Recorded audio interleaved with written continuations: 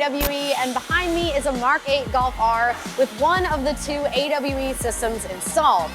In this video, we have a ton of sound clips for you, but before we get into that, we'll give you a quick overview of the system so you can make sense of what you're hearing.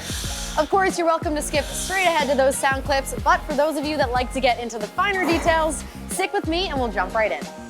Beginning at the inlet, the AWE systems pick up at the factory connection behind the emissions equipment.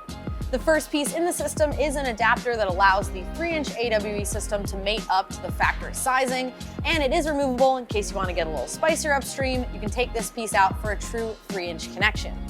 The system consists of 3-inch T304L stainless with a wall thickness of 0.065 inches, which is one of the ways we achieve that deep rumble that we're known for.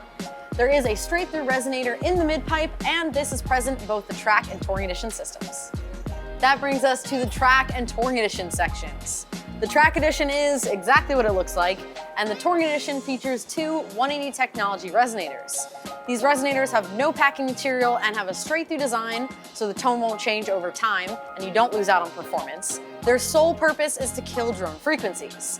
So when you step in the throttle, you still get that deep rumble that you're after, but at cruising speeds on the highway in final gear, it's very comfortable within the cabin. It really is the best of both worlds. Both the track and touring editions come with electronic valve simulators that plug directly into your wiring harness to keep that ECU happy and so they can be secured up and out of the way. Which brings us to the tips.